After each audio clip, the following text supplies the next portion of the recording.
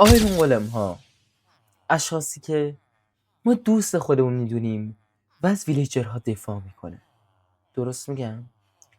شخصی که هدف به وجود اومدنش محافظت از ویلیجرهای ویلیج خودشه و هیچ جوره نباید بگذاره که به ویلیجرهاش آسیب برسه. درست میگم؟ ولی این اشتباهه و داخل این ویدیو میفهمید چرا. خب بسته یکم از جدی بودن خارج سیم. سلام همگی، من پارسام یا پرام. اولین باره که دارم فیسمو نشون میدم، پس به من میتونید دیگه بگید پارسا. و همچنین که گفتم توی ویدیو قراره بهتون داستان آیرون گولم قاتل رو بگم. شاید بپرسید یعنی چی آیرون گولم قاتل؟ یعنی آیرون گولمی که ویلیجرهای خودشو میکشه. میخواید بدونید چجوری؟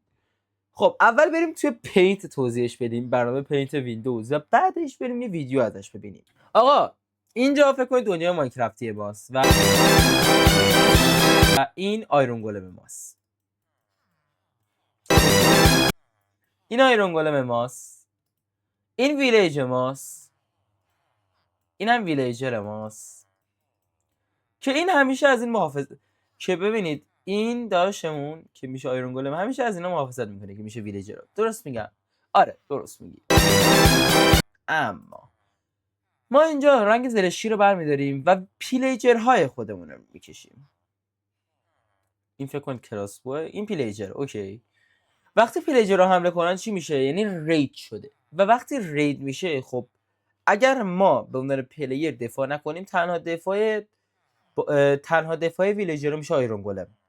پس آیرون گولم به اینا حمله میکنه. ما میگیم که آیرون گولم رو ما پیش ویلیجرها توی جای بسته نگه میداریم. اینجا یه جای بسته است، ویلیجرها اینجان، یه تعداد خیلی زیادی ویلیجر، و آیرون گولم ما اینجاست. اوکی، یه عالم من ویلیجر اینجا سعی ویلیجر نه همشون ویلیجرن. ما به عنوان پلیر میریم و شتک میکنیم همه اینا رو، یعنی رید رو تموم میکنیم و برنده میشیم که هیرو آف د ویلیج رو بگیریم. خب وقتی که هیرو آف د ویلیج رو بگیریم و رید تموم شه، ویلیجرها چیکار میکنن؟ فایرورک میزنن از شدت خوشحالی. یی مثلا رید تموم شد، همه زنده موندیم، ایول اونور. ما وقتی میریم پیش اینا شروع میکنن به فایرورک زدن. اوکی. و فایرورک چیکار میکنه؟ منفجر میشه دیگه. درست میگم؟ اگر توی ارتفاع کم منفجر بشه چی؟ یعنی همونطور که ببینید ما اینجا سقف گذاشتیم، سقفه، پس نمیره بالاتر منفجر شه، توی این سقف منفجر میشه، که این به این معناست که به خود ویلیجرها دمیج میزنه. خب این به چه معناست؟ این به این معناست وقتی ما روبروی آیرون گولم به یک ویلیجر دمیج بزنیم یا اصلا به خود به یک آیرون گولم دمیج بزنیم، اون آیرون گولم وحشی میشه و به ما حمله میکنه. حالا اگه یه ویلیجر به یه ویلیجر دیگه یا یک ویلیجر به خود آیرون گولم حمله کنه چی؟ حمله عمدی نیست، فایرورک داره میزنه، ولی خب بازی اینو نمیفهمه. پس چی میشه؟ آیرون گولم وحشی میشه و به ویلیجری که دمیج زده حمله میکنه، چه به خودش چه به ویلیجرهای دیگه، و اون رو میکشه. و اینگونه به صورت تئوری واسهتون توضیح دادم که چگونه یه آیرون گولم قاتل میتونیم داشته باشیم.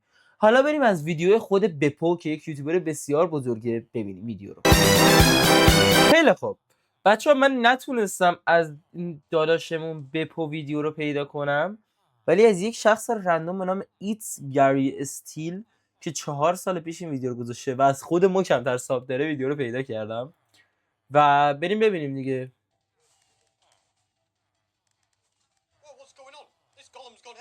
دیدید یا ندیدید که آیرون گولم ویلیجر هر رو کشت؟ خود پلیر نکشت، فکر کنم اینو کاملا متوجه هستید که آیرون گولم ویلیجر رو کشت. نگاه کنید دوباره، آیرون گولم ویلیجر رو کشت. امیدوارم از ویدیو خوشتون اومده باشه. از این فکتای چرت و پرت که قرار نیست هیچ وقت به کارتون بیاد و فقط اطلاعات عمومی هست زیاد میگم تو ویدیو هام. و همین 2 ماه ویدیو نذاشتم، اگر کمی کاستی چیزی بود ببخشید و بدرود.